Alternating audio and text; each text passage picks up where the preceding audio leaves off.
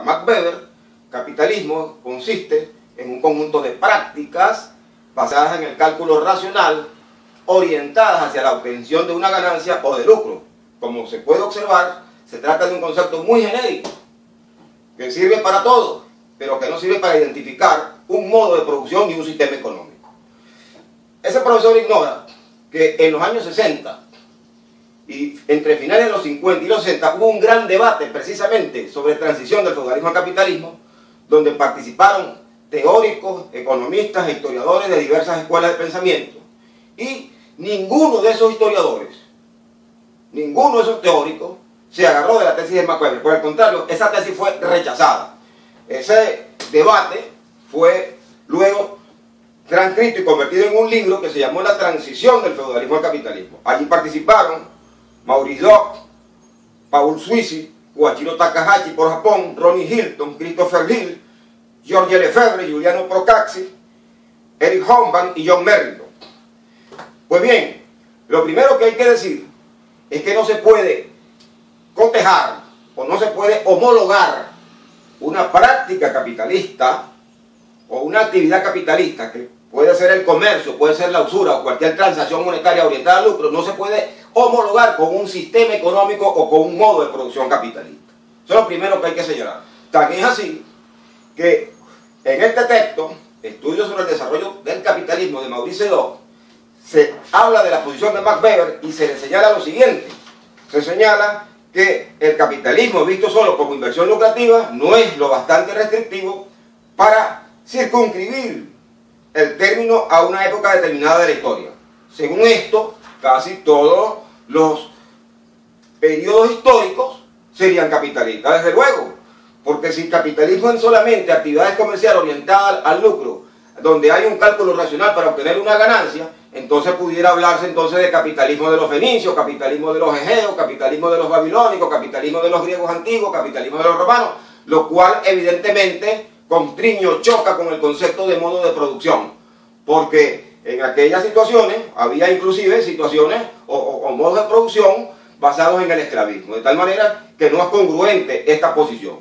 Y además de eso, lo que dice Dock, un concepto dentro de la ciencia social para tener un cierto criterio de validez no puede ser tan alambicado, tan extenso, tan largo en el tiempo, porque tiene que además contener elementos con sus características identificatorias diferenciadoras, lo cual no ocurre con el concepto de Max Weber, porque según esto cualquier práctica comercial sería capitalista.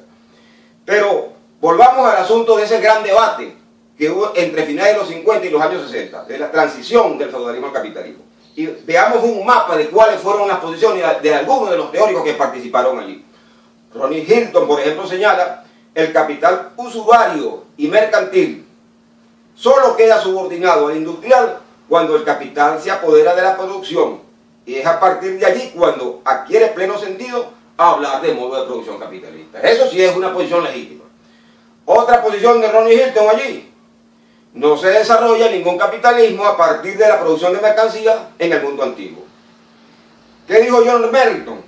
La mera existencia de producción de mercancías y de capital basado en la circulación no son motores suficientes para generar un modo de producción capitalista.